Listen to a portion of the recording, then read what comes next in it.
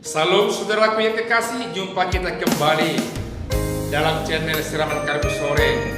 Pada hari ini Sabtu, tanggal 31 Oktober 2020. Mari kita bersatu dan berdoa.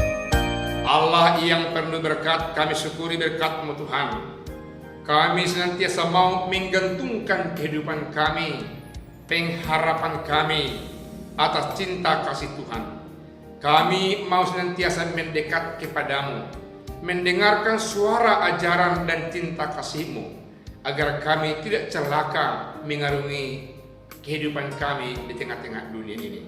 Perdengarkanlah sabda Tuhan yang kekal dan berkuasa itu, karena kalbu kami telah siap untuk mendengarkannya. Dalam nama Yesus kami berdoa.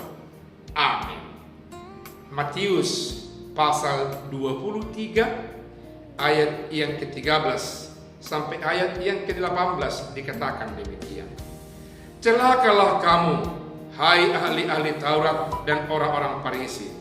Hai kamu orang-orang munafik, karena kamu menutup pintu-pintu kerajaan sorga di depan orang, sebab kamu sendiri tidak masuk dan kamu merintangi mereka yang berusaha untuk masuk. Celakalah kamu, hai ahli-ahli Taurat dan orang-orang Farisi.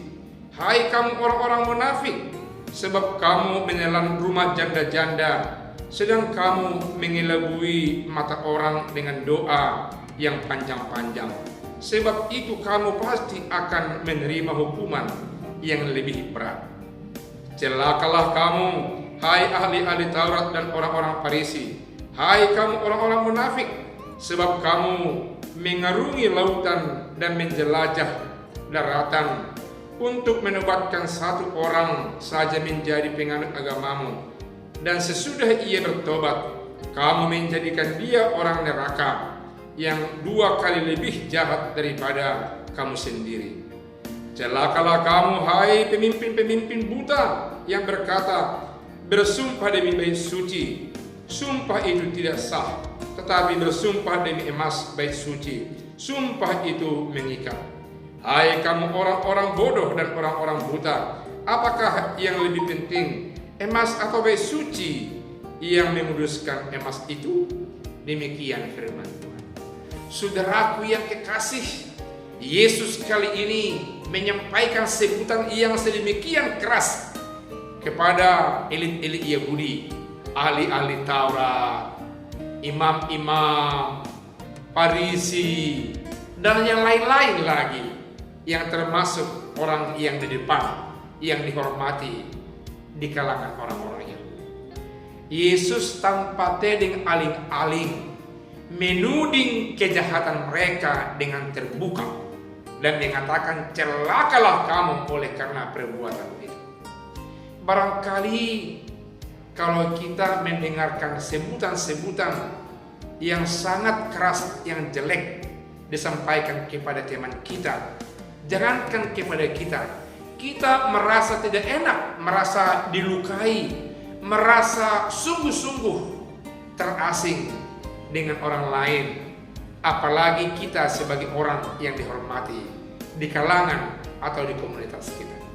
Tapi kali ini itulah yang diperdengarkan oleh Yesus kepada orang-orang yang tergolong orang elit, pemimpin yang mengatakan diri adalah orang-orang terhormat di kalangan orang Yahudi.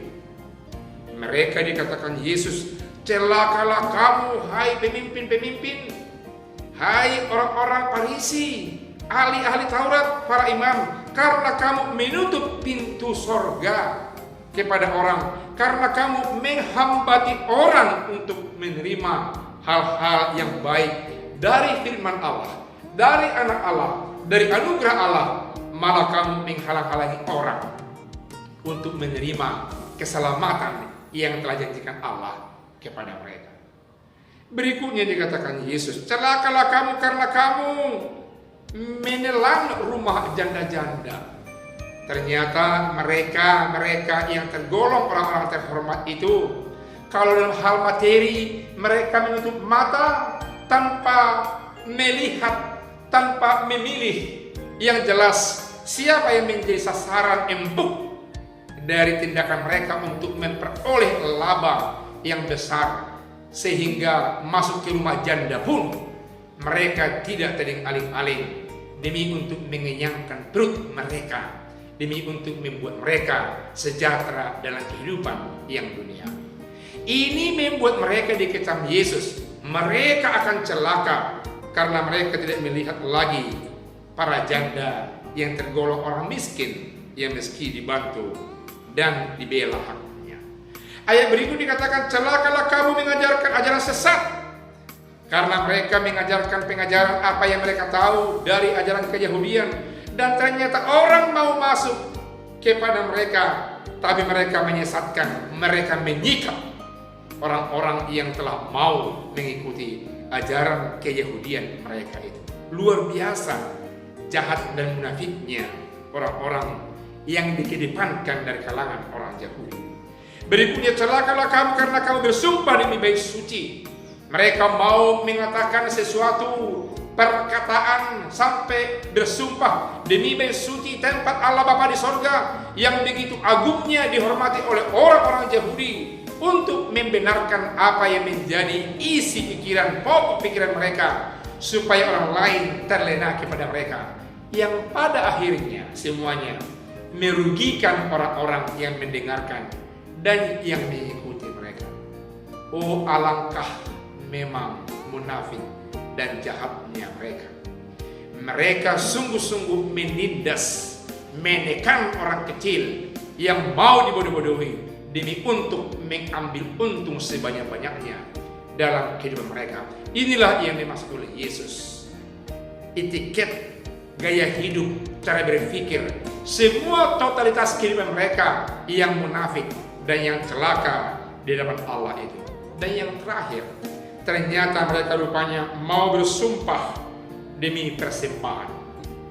Mereka mau seolah-olah berkata hebat dan luar biasa, memakai nama baik Allah, memakai nama Allah demi untuk mengharapkan persembahan-persembahan yang bisa untuk membuat mereka lebih merasa lega dan bahagia.